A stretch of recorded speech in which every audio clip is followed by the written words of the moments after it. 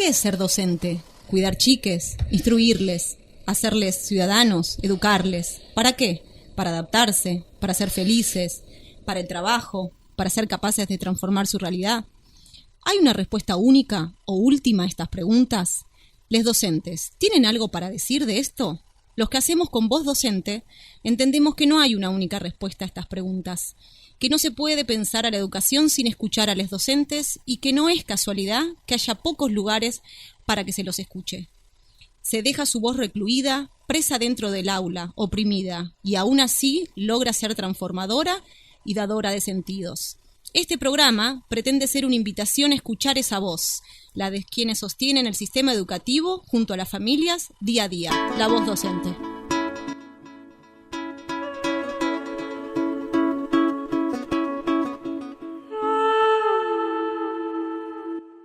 Fuente alba, fuente ovejuna, ante la impunidad, todos a una.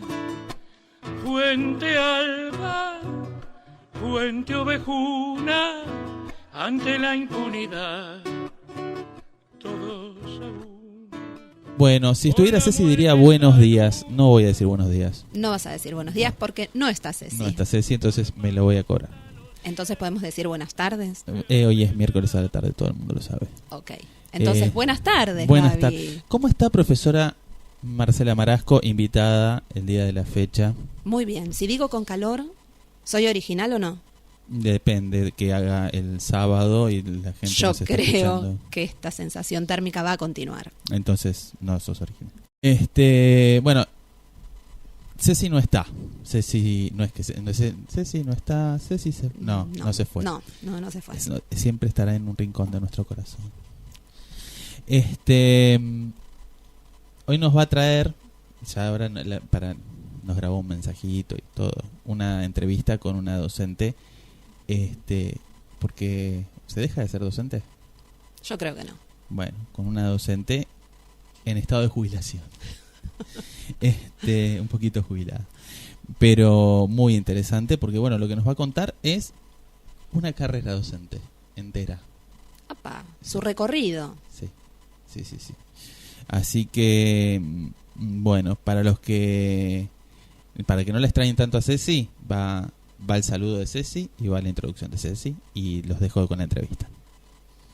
Hola a todos, ¿cómo andan? Bueno, hoy me toca saludarles desde acá, desde casa. ¿Por qué? A ver, saquen sus propias conclusiones. ¿Qué es lo que está pasando últimamente? ¿Quién no conoce un contacto estrecho? ¿Quién no conoce un positivo? Bueno, así estamos. Estoy aislada. No por positivo, por suerte por ahora, sino por caso estrecho. Contacto estrecho, mejor dicho. Bueno, les mando un abrazo, saludos a quienes están ahí en el piso, a quienes hoy les toca hacer con voz docente, Gaby y compañía, y Marce, vamos a decir el nombre y compañía. Y bueno, hoy vamos a tener una entrevista a Silvia Palermo. Ella fue jubilada, docente, fue supervisora también, fue maestra. La verdad que una trayectoria escolar súper interesante y diversa, y bueno, espero que disfruten mucho de la entrevista. Abrazos. Aquí estoy con la entrevistada del día de hoy. Ella es Silvia Palermo, es docente jubilada, 40 años de trayectoria. Gracias, Silvia, por participar de este ciclo de entrevistas destinadas a recompilar un poco las vivencias. ¿Cómo estás? Hola, muy bien, muchas gracias por invitarme. Bueno, muchas gracias por estar. Bueno, jubilada, ¿hace cuánto tiempo? Va a ser 4 años. A fin de junio se cumplen los 4 años desde que me jubilé. Bien. Después de 40 años de trabajo docente. Bien. Y contanos un poquito tu recorrido hasta llegar a la jubilación.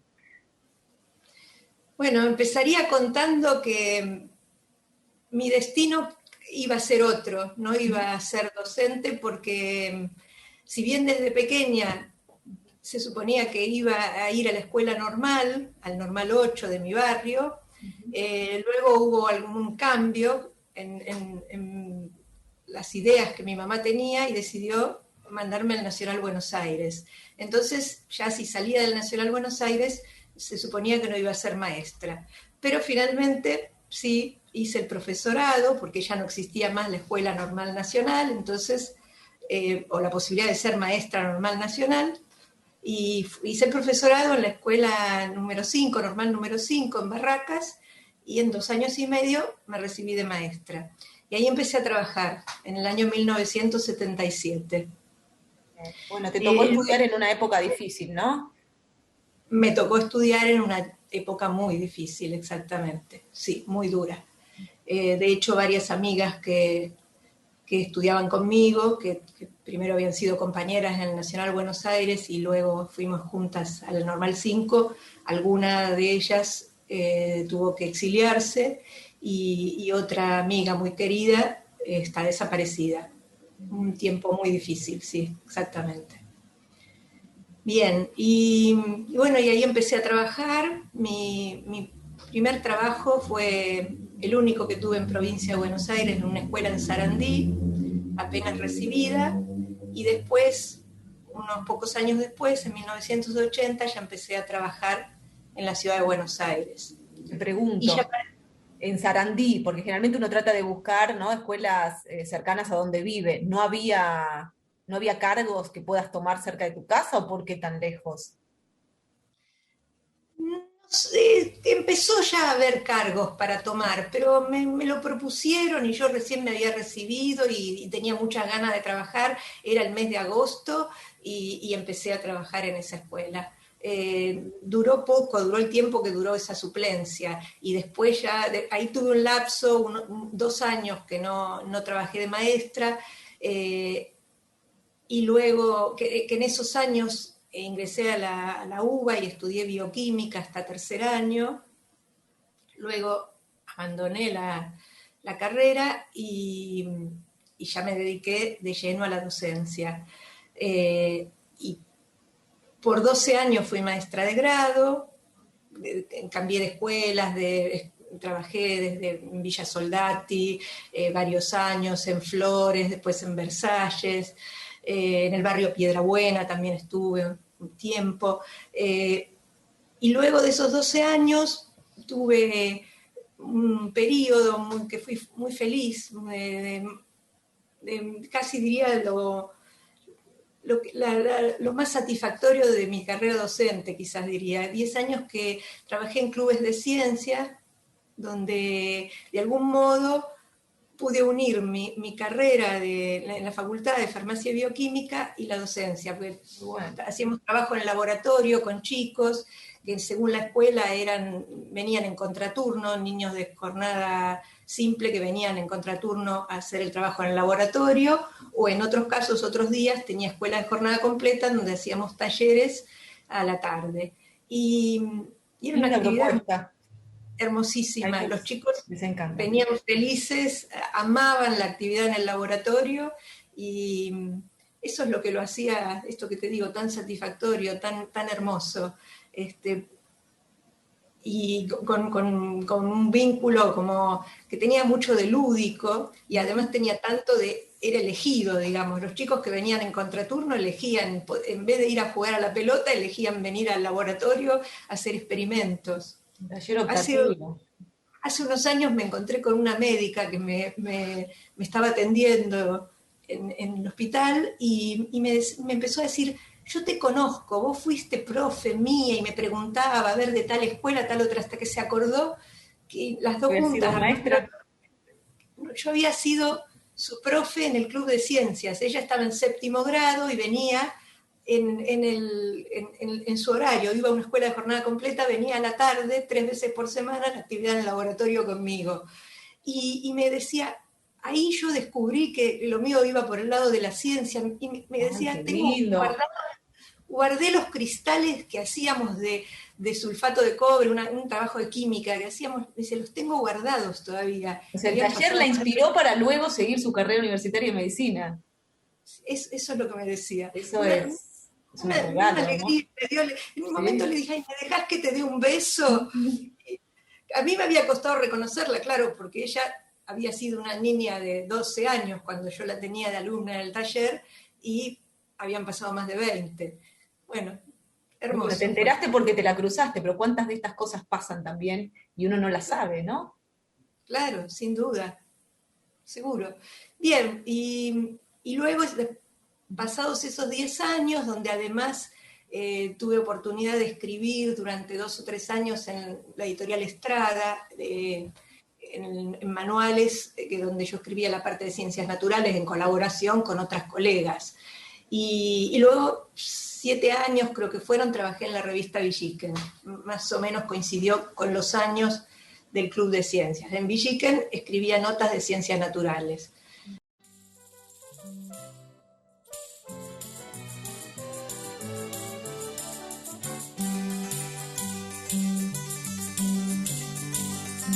Porque te quiero a ti, porque te quiero. Cerré mi puerta una mañana y eché a andar. Porque te quiero a ti, porque te quiero. Dejé los montes y me vine al mar. Tu nombre me sabe a hierba, de la que nace en el valle a golpes de sol y de agua. Tu nombre me lleva atado en un pliegue de tu talle y en el bies de tu enagua. Porque te quiero a ti, porque te quiero. Aunque estás lejos yo te siento a flor de piel. Porque te quiero a ti, porque te quiero. Se hace más corto el camino aquel. Tu nombre me sabe a hierba, de la que nace en el valle a golpes de sol y de agua. Tu nombre me lleva atado en un pliegue de tu talle y en el bies de tu enagua. Porque te quiero a ti, porque te quiero. Mi voz se rompe como el cielo al clarear. Porque te quiero a ti, porque te quiero. Dejo esos montes y me vengo al mar. La, la, la, la, la, la, la, la.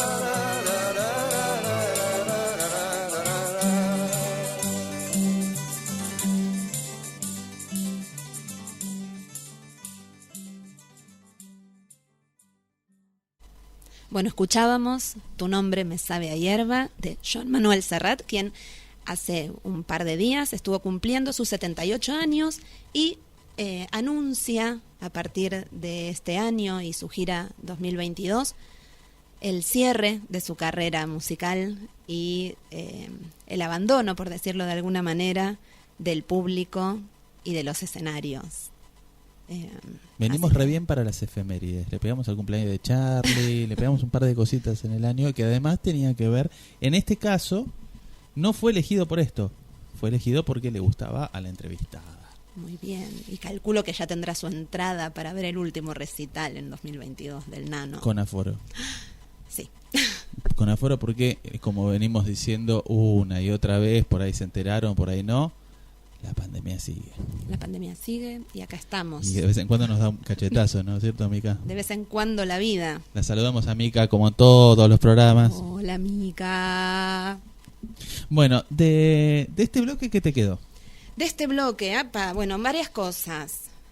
El saber que iba a ser maestra, pero por alguna decisión de su madre, ¿no? La cambia el rumbo del estudio, pero ella sabía que iba a ser maestra, entonces termina de estudiar y vuelve a ese amor. Es como una versión 1.0 de varias entrevistas que tuvimos acá en el programa. No sé si vos las has escuchado todas, pero porque como invitada no tenés por qué. Bueno, pero las escuché. Vamos a ver si la dejamos, le ponemos un grillete, Mica, tenés el grillete ahí, la dejamos en el verano. Y que se quede. Pero hay como varias historias que termina no siendo nunca como la primera opción, o siempre hay una mirada de los mayores que estamos muy preocupados por los chicos y por su bienestar, en que no estudien para docente. Claro, ¿cómo vas a ser Muy maestra? raro. Pero en aquella época estaba muy, bueno, en aquella época, hace 40 y pico de años, estaba muy bien visto ser maestra. Ujú. Aún así, Aún así, metete al Nacional. claro. Estudié en el Nacional Buenos Aires, estudié una carrera universitaria. 40 años es 2 veces nada, ¿no? Porque si 20 años no es nada. Exactamente, 2 veces nada.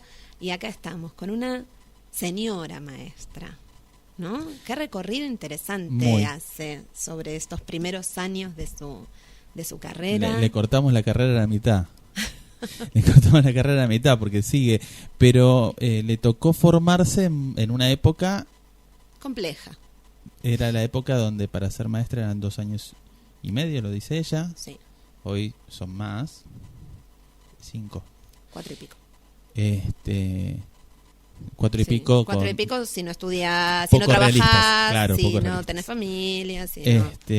Nada, en épocas, bueno, de la última dictadura, y le tocó también después, entiendo que los cambios que voy relatando en el sistema educativo tienen que ver con esa dictadura y con lo que sembró esa dictadura y quedó. Lo vamos a ver hacia el final de la entrevista seguramente. Ujú. Vamos a ver que esos momentos dejaron una huella imborrable y también, digamos, sentaron las bases para que la docencia, ¿no? Y la escuela y la educación sea hoy lo que es. Ujú, ujú. Pero qué Otra- interesante esto que cuenta A ella, ver. lo del Club de Ciencias, ¿no? Sí. Todo el trabajo que hace. Yo recuerdo en mi escuela primaria había un maestro que se ocupaba del Club de Ciencias. Yo iba a una escuela primaria muy chiquitita en el Bajo Flores y de media jornada, y había un maestro que se ocupaba del Club de Ciencias a contraturno, ¿no? Y uno podía ir. Qué lindo lo que cuenta Qué interesante escuelas con proyectos. con recursos. Sí. No, yo, perdón, me agarra el materialismo. Claro, no, Pero seguro. esto de los recursos es imprescindible, porque sin ese maestro que está o esa maestra en aquel momento no hubiéramos tenido esa médica, Exacto. o hubiera costado más. Digo, también que se hagan cargo, porque esto de que los docentes no estudien para ser docentes, o los futuros médicos no estudien para futuros médicos y tarden más en llegar a esa carrera, tiene un costo social. Bueno, hay que tomar medidas para que eso sea lo menos tortuoso posible, elegir tu carrera, y lo menos sinuoso el camino para elegirlo. Sí, y tener en claro que estas cosas suceden, digo. Uno como docente puede incidir positivamente, también negativamente, en el futuro, en la carrera futura de alguno de nuestros alumnos, o de todos, no sé, habría que ver. Sí, ¿No? somos pocos los que vemos los médicos que generamos. Sí, Es un tema, ¿no? Vos plantás y crees. Hay un cuento, me voy a ir muy por las ramas, párame.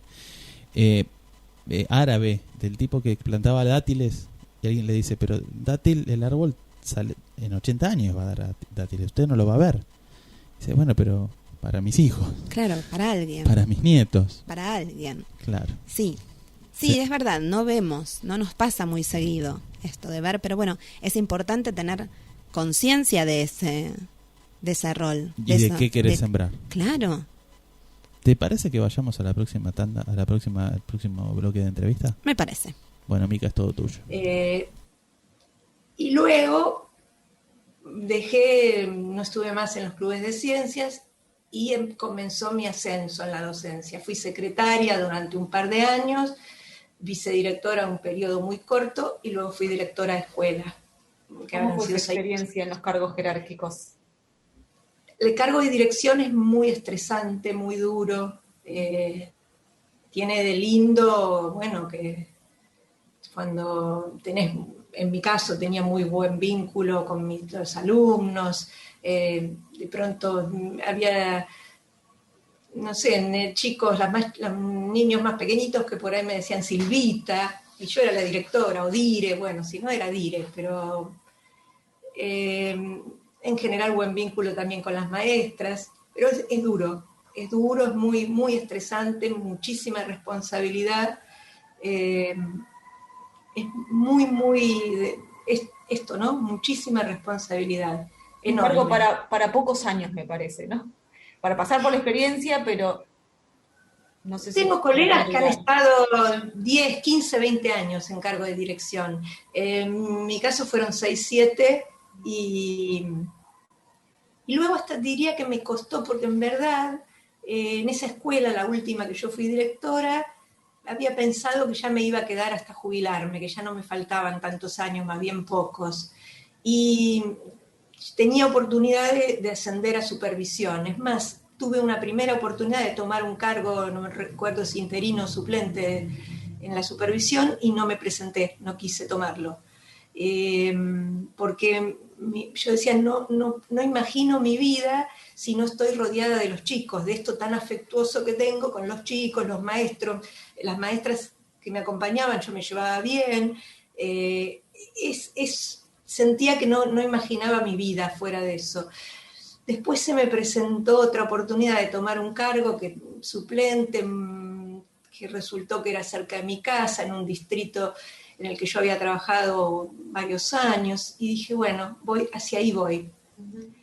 Y bueno, al comienzo fue duro, el primer año y medio también, esto pasaba, ¿no? De sentirme, porque en la supervisión recorres de pronto escuelas y te llaman de las escuelas y te llaman las directoras y te consultan, pero no es lo mismo que estar con ese afecto de los niños. Ya nadie te dice Silvita, ni Dire, ni te abrazan, eso ya no estuvo más. Y bueno, y finalmente concursé el cargo de supervisión y los últimos 4 años trabajé en Mataderos, ya siendo titular, y ahí camino a jubilarme.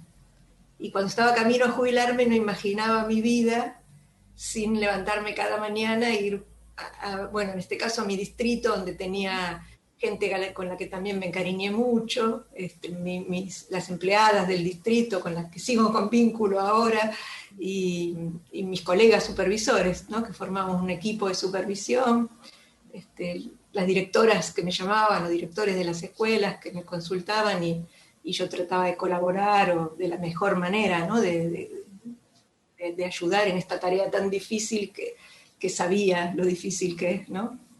Bueno, no llegaste al final de la carrera contando los días, tachando los días en el calendario, pudiste disfrutar un montón y quizás tenga que ver con esta variedad de cosas que has recorrido dentro de la docencia. Ver a la escuela en diferentes ángulos, como maestra, como vice, como supervisora, escritora, taller de ciencias, ¿no?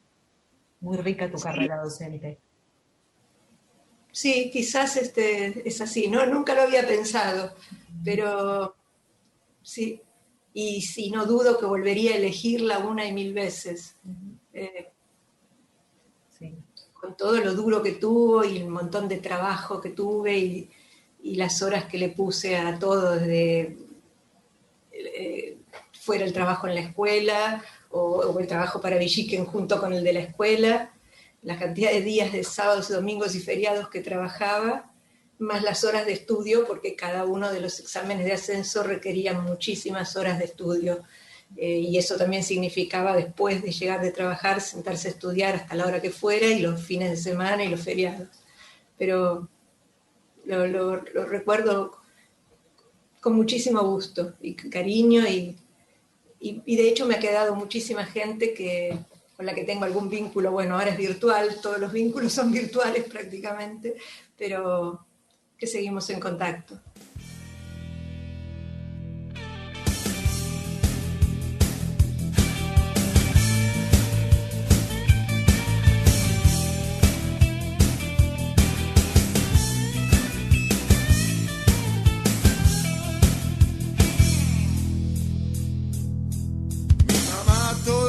Mañanas con el café me viene a despertar, me trae desayuno a la cama.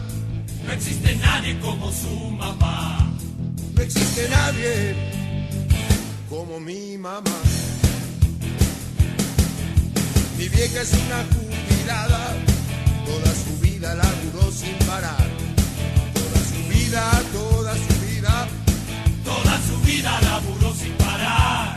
Toda su vida laburó sin parar. Nadie se atreva a tocar a mi vieja, porque mi vieja es lo más grande que hay.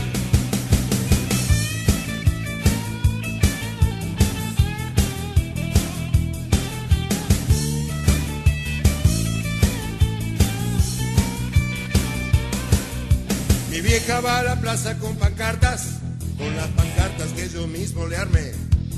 Ella protesta porque ya está harta de que le afanen una y otra vez. De que la afanen una y otra vez. En una de las manifestaciones vino la cana y se la quiso llevar. Por reclamar lo que le corresponde, se vuelve loco, nos quiere matar. Me vuelvo loco y los quiero matar. Nadie se atreva a tocar a mi vieja, porque mi vieja es lo más grande que hay. Nadie se atreva a tocar a mi vieja, porque mi vieja es lo más grande que hay.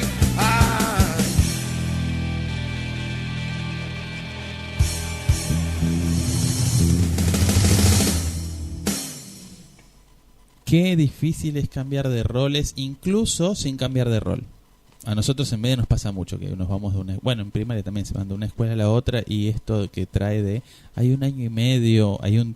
¿no? Un tiempo de adaptación. Claro, ahí si no es un año y medio será medio año, pero completar un ciclo lectivo y poder ver todas las facetas de una institución, si uno cambia solo de institución, o en este caso de rol. De rol y de institución, de rol, de institución y de distrito. Las de secretaría decimos rol y me van a retar. Es cargo, porque... Claro, no. Rol es el numerito. El numerito. El numerito que está en el recibo. A ver, ¿qué sos? Rol 15. Bien. No, claro. Y esto que trae ella de este tiempo de adaptación, o de este año y medio muy duro, ¿no? Y la idea de que este nuevo cargo que ocupa, el cargo de conducción, de gestión, es mucha responsabilidad, es muy duro, pero que también... Estresante. Que es estresante, dice, ¿no? Sí. Es muy estresante, es duro y muy estresante, pero también tiene esto del goce, ¿no? De poder... de poder ayudar desde otro lugar, de no estar... Hasta directivo vos podés seguir teniendo un trato humano, y es un poco lo que trata este bloque entero, ¿no? Lo de la afectividad. La afectividad, trato humano con los estudiantes, les estudiantes, claro. Las estudiantes. Que ya más arriba ya se perdió. Ya el objeto de laburo no pasa a ser la transmisión del conocimiento. Sí. Como tu claro, rol. Como tu rol, exactamente. Habla esto que dice ella muy cariñosamente, ¿no? Digamos, del afecto de sus estudiantes en la escuela, esto que le decían, bueno, Silvita, ¿no? Y eso denota un enorme cariño, que es lo que sucede muchas veces con quienes conducen las escuelas, que están tan comprometidos con ese rol que ocupan, que no son más que facilitadores de la vida institucional, ¿no? Facilitadores de... ¿O no? Por eso cuando está bien cumplido, cuando es un rol que tiene claro, cuando es una persona que tiene claramente el objetivo de su rol, esto sucede y se hacen escuelas hermosas. Como no podía imaginarse fuera del contacto con los chicos, un año y medio, difícil, no sé qué, según lo plantea, y más adelante después plantea que lo que no se imaginaba era vivir sin cambiar su distrito, que es otra tarea distinta, también es docente, depende cómo te lo tomes, pero... La importancia de formar equipo, ¿no? De trabajo, esto que decía, yo trabajo bien con mis trabajé bien, tenía buena relación con mis maestras en la escuela, tenía buena relación con los estudiantes, con la comunidad, y bueno, después y después, por lo visto, se traslada a la supervisión, el equipo de supervisión. El armar un equipo, siempre el sacar el ojo de lo individual y poner por delante lo colectivo, ¿no? Y el armado de equipos, de conjuntos de trabajo, qué importante, ¿no? Sí, así que es importante a ver quiénes ascienden, ¿no? Hoy, pandemia mediante, por supuesto, reveló que algunos, bueno, con esto de lo estresante que es y lo poco reconocido que es, el poco margen de maniobra que le dan a las propias instituciones en los últimos, 15 años en la ciudad, ponele, lleva a que sistemáticamente fueron ascendiendo, no estoy hablando nunca de la totalidad, ¿no? Pero mucha gente que más que el rol quería escapar del aula. Sí. Que es muy triste que eso pase. Sí, y es algo que vemos muy seguido, seguido. Y así todos nos encontramos con esta gente que dice... al supervisor o a la supervisora del caso y decís, te pesqué y vos andás a ver qué tipo de directivo y de docente fuiste. Sí, pero lo interesante es encontrarse con esta gente que dice, volvería 1 y 1000 veces a elegir elegir ser docente, a elegir ser directora, a elegir ser supervisora, ¿no? Qué lindo. Está muy bueno. Está muy bueno. Y bueno, una vez más, los docentes vivimos estudiando, eso está claro, también lo vuelve a decir. Sábado, domingo, feriado, 11 de la noche, ¿no? Claro. Qué cosa. Vos todo escuchaste el que te felicitamos como la última materia que rendiste, ¿no? Sí. Hablando de estudiar. Sí, lo escuché. Igual tenés que hacer un trabajo, ¿no? Tengo que hacer un trabajo final integrador que ya está en marcha. O sea, vas a seguir estudiando en el verano. Voy a seguir estudiando en el verano. Y ayer me llegó el mail que me dice que estoy inscripta en una licenciatura a partir de abril de 2022. Así que sí, seguimos en la UNIP. En la UNIP. La licenciatura en Enseñanza de las Ciencias Sociales para nivel secundario.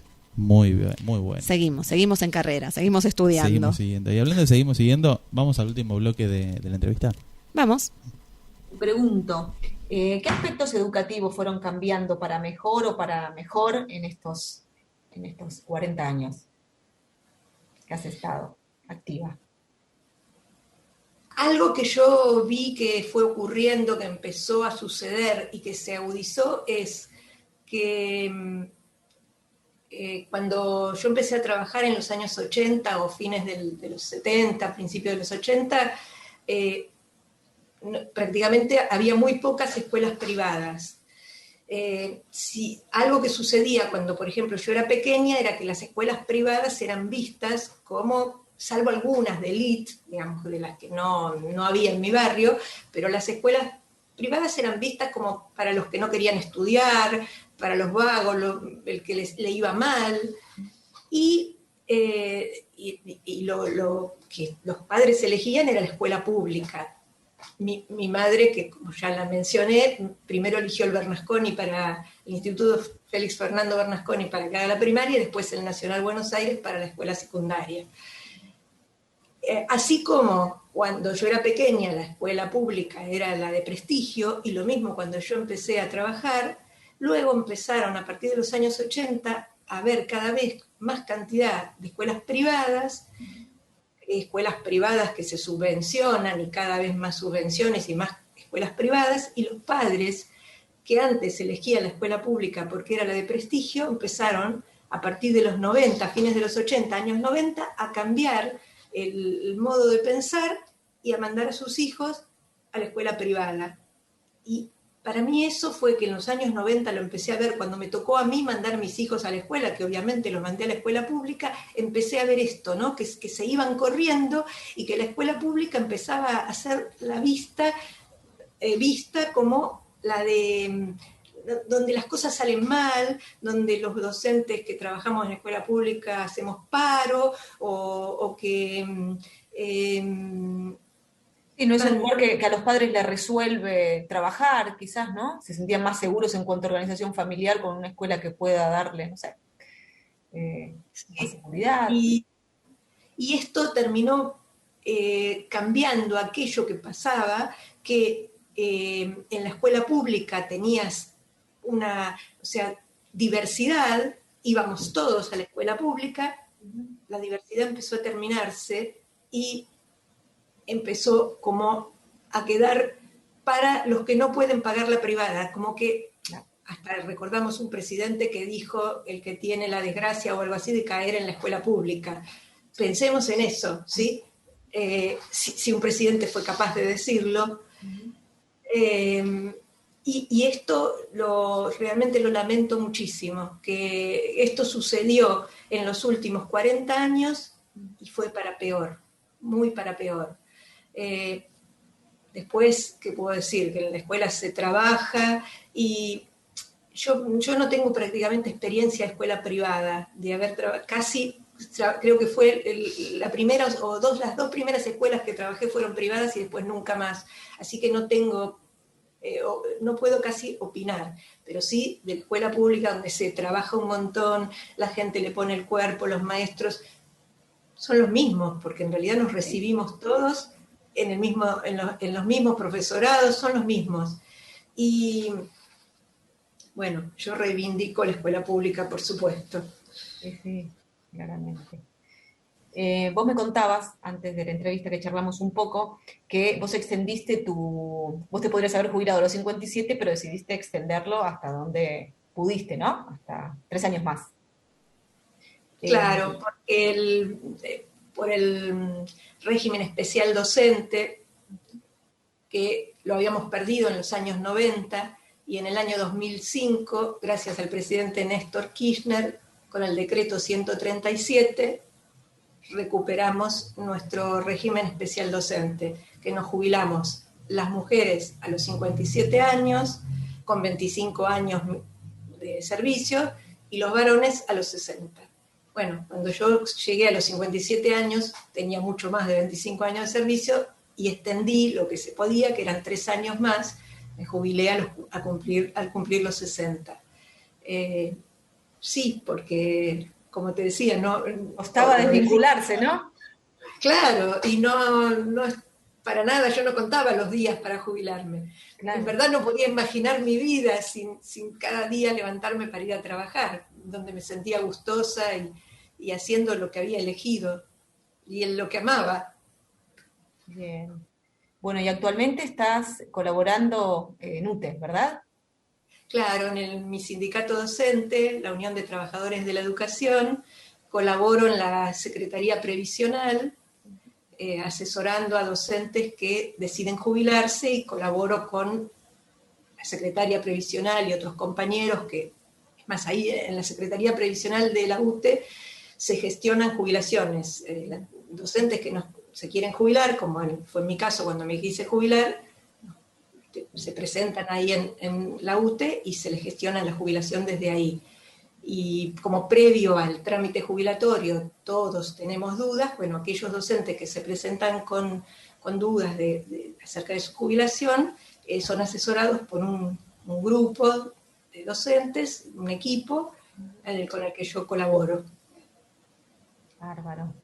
Bueno, Silvia, se nos acabó el tiempo. Muchas gracias por estar, por compartir, por contarnos toda tu trayectoria.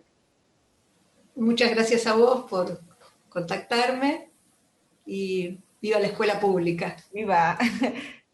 Chao. Nosotros decimos. De la escuela me gustan mis amigos, no sé, estar en los recreos jugando y divirtiéndome. También disfruto un poco las clases a veces. Ahora que estoy en mis últimos años, por así decirlo, lo disfruto mucho y me gusta, no sé, levantarme a las 7 de la mañana, desayunar, ir a la escuela a hacer tarea o a no tener ningún recreo, no me importa, me gusta mucho. Y lo que no me gusta de la escuela es... Y no sé, que te digan que podés hacer algo y después no lo haces. O sea, no sé, una vez que pasó que pusieron en el reglamento, podrán hacer tal cosa a las personas, y ahí nos dijeron que no podíamos hacer. Pero en sí no hay nada que me disguste en la escuela. Disfruto casi todo y no me fijo en lo malo. Bueno, ¿qué aspectos cambiaron, no? En estos 40 años. Como Sí. le preguntas, si positivos o positivos. Claro. ¿No? Que sean positivos, por favor. Y en realidad, esto que cuenta Silvia, que es lo que vamos viendo todos, ¿no? Cómo la escuela privada fue tomando el lugar de excelencia, de calidad, de elección principal en la educación, y la escuela pública al mismo tiempo fue descendiendo. ¿Y esto por qué? No, a ver, vamos de vuelta. No, la elección, dos cosas. Hay algo que no está en la entrevista, pero lo quiero... sí voy a arrancar por lo que sí está en la entrevista, que es, creció el subsidio. Ahí está. Claro. Sí, Esto que decíamos, significativamente lo que no es decíamos de invento de aquella la- dictadura. Claro, Ahí no va. es, por eso, no es un invento de la actual gestión, pero ahí donde la empresa privada podía hacer un negocio, particularmente los grandes centros urbanos, en particular el mayor de ellos, que es la ciudad de Buenos Aires, se le dio un empujoncito para que lo sea, y para que la renta de la educación corra por cuenta de los asalariados. Eso es el empujón que dio la dictadura. Los subsidios, que era bueno, y si no hay que hacer una escuela donde no hay, y hacela. Claro, invertí. Y llegamos, bueno, a esto de, caer en la escuela pública y todo esto de que encima, directamente ser atacados. Ya compartiste parte del el presupuesto durante años, en forma además creciente, como escuela pública, cuando del otro lado además cobran... No son baratas las escuelas privadas, ni siquiera las baratas. Ni siquiera las privadas confesionales. Claro, ni siquiera ¿No? las baratas. Claro. Porque las baratas, lo que están haciendo ahora es dejarte que debas plata. Claro. Sí, Sí, no hay debes. problema. Sí, debes. un cuarto de Sí, beca, sí. la Total, tenés que reponer. el salario lo pagó el Estado. Claro. Tuvimos al nene adentro, la nena adentro, pero vas a terminar pagándonos. O sea, esa renta se la garantizan igual. Le estamos garantizando el negocio con los impuestos de todo. Yo pago Claro. ese sueldo. No, y después otra cosa que trae, dice, bueno, pero los docentes somos los mismos. Además, ¿No? Y hoy además. pensaba en esto, los hospitales públicos versus los hospitales privados, o el consultorio, somos los mismos. Somos los mismos los que estamos en la escuela pública, que quizás después tenemos un carguito en alguna escuela privada, ¿no? Vamos. Y otra de las cosas que dice acá Silvia, súper interesantes, que viene, que lo viene trayendo desde el inicio de la entrevista, es todo lo que se trabaja en la escuela. Todo lo que se trabaja en la escuela. La cantidad de cosas que se hacen en la escuela y que no se ven. Bueno, un poquito la idea de este programa es mostrar en parte las experiencias de les docentes a través de ellos mismos, y no que nos venga el gran licenciado o licenciada en educación. Y nos cuente. Nati en el programa pasado decía esto de gente que estudia la carrera de idiomas, no pasa por la escuela pública y después los ves en cargos de gestión, claro. claro. O en carreras universitarias relacionadas con la educación sin haber pasado por la escuela. Jamás. Y son los que después diseñan y opinan sobre educación y cómo debiera ser la educación.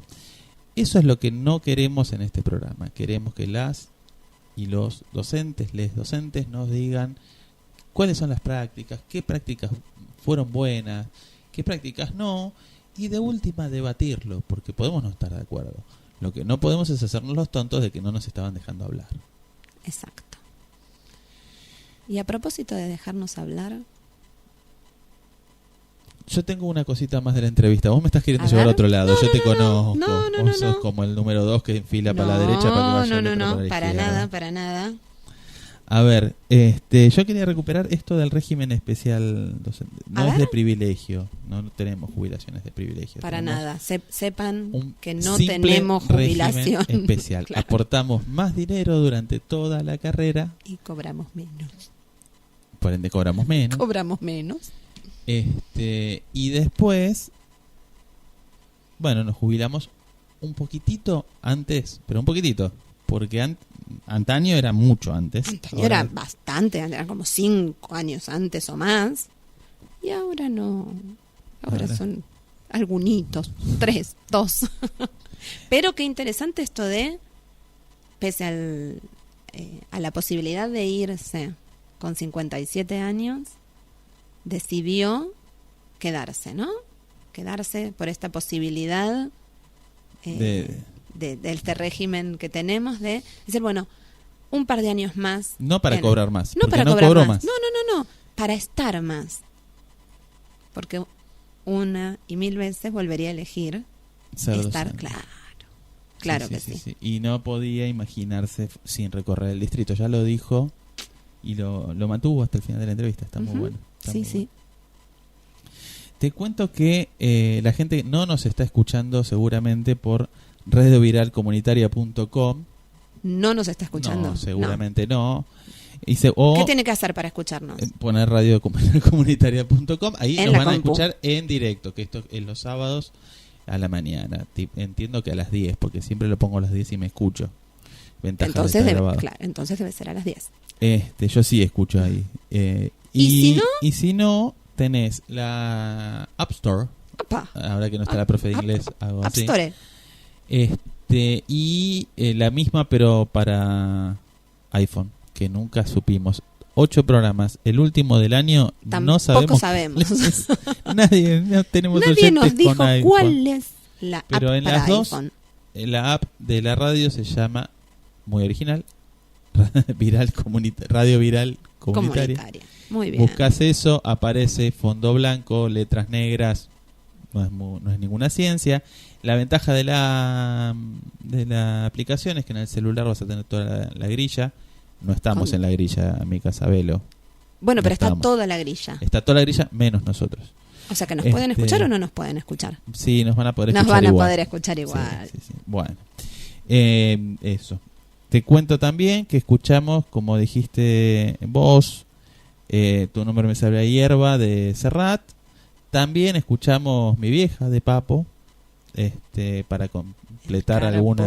Nos falta Mercedes Sosa y 4 o 5 más y pasamos por todos los grandes, de todos los géneros. Vos me querías decir algo más. ¿Yo? Sí, me dijiste algo de hablar, de la voz. Nada, dije. Y hablando de escuchar la voz, Sí.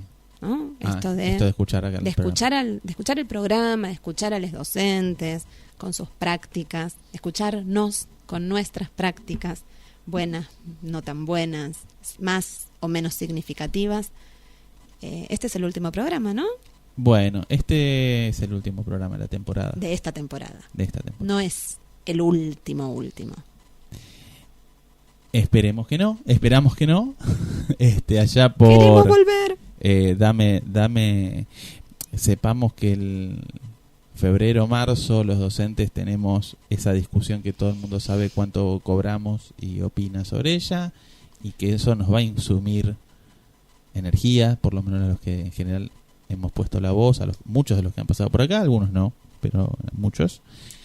Y entonces nos vamos a tomar y en abril empezaremos a grabar entrevistas. Creo que vamos a seguir con esto es un gran creo, seguir con el formato grabado, que tan bien, ponele, nos ha salido. Que tan bien nos hace. Nos hace a nosotros. Así que, bueno, nada, es una gran despedida. Y para despedida, pese a todas las apuestas, yo sé que hay una gran apuesta sobre el final de temporada de este programa en internet. Lo leí en el foro. ¡Apa! Sí, decían que para despedidas íbamos a poner una despedida de murga de carnaval, porque como siempre ponemos murga uruguaya. Pero no. Lo último que vamos a decir esta temporada es que quisiéramos no decir adiós, pero debemos marcharnos.